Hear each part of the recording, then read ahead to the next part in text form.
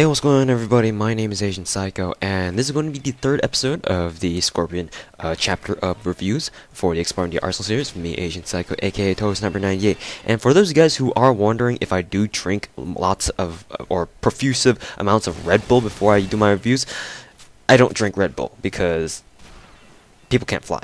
But anyways, that's besides the point. I don't really drink anything for a matter. I just talk really fast. That's just how I talk. But anyways, if you guys don't like that, then you don't have to watch these reviews, because I'm not forcing you to watch something you don't want to watch. So there you have it. So let's get started with the Skorpion Mark II review.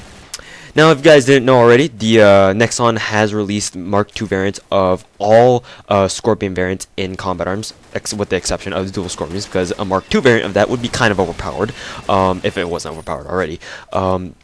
So yeah, the Skorpion is no exception, and it can be upgraded to its Mark II variant if you so choose to accept the job from Bubba Ares in the Gun Emporium, and all you need to do is get 100 kills with it, and you can upgrade it to the Mark II to its Mark II variant for free, and it'll do note that it'll only turn your Skorpion into the Mark II variant for the rest of your duration. So let's say if you spent like 2 hours trying to get the Skorpion upgraded to its Mark II variant, then you have 22 hours left to use in its Mark II form, and you cannot revert it back to its original form either. If you find out you don't like it, you have to buy another Skorpion from the GP shop as well. So in that sense, it's kind of an advantage, because you technically can have two Skorpions, but like in separate slots, obviously. But at the same time, I mean, whatever. You guys can decide what you feel about the situation. But anyways, the Skorpion Mark II review. So let's go down the list of its statistics first, because that's the most important thing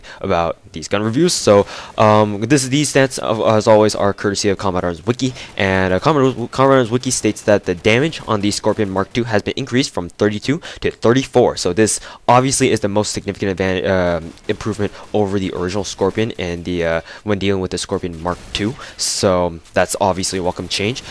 Everything else is pretty much the same as the original Skorpion, and even the descriptions on the Skorpion pretty much describes that the main improvement that the Skorpion Mark II offers over its original Skorpion variant is the fact that its damage has been improved.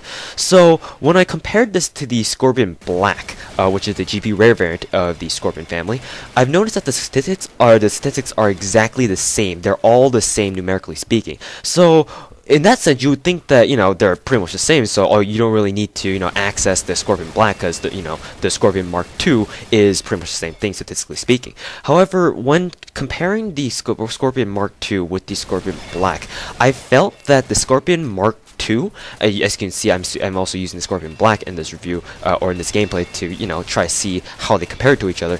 I have noticed that the Skorpion Black has a better damage over range capability, while the Skorpion Mark II technically has the same damage overall in terms of just straight up numbers. I've found that the Skorpion Mark II still has the original Skorpion's kind of measly damage over range capabilities. I feel that the Skorpion Black has a much better damage drop-off profile than does the Skorpion Mark II. So the Skorpion Black, yes, does have its advantage in that it is better for middle range combat than the Skorpion Mark II is. Even if you aren't high enough ranked to access the Skorpion Black straight from the GP shop, then I would recommend going ahead and upgrading your Skorpion to its Mark II variant, because that's the closest you'll get to the actual Skorpion Black itself, until you can actually buy it straight from the shop, or if you happen to get lucky and pull it from a cheat case. But you need to remember that there's still two different weapons, because the Skorpion Black the Skorpion Mark II is not as good as the Skorpion Black at middle range combat. So, well, any range outside of close range combat, for that matter. So that's how they're different, and I'll explain this again in the Skorpion Black review. So don't worry about that.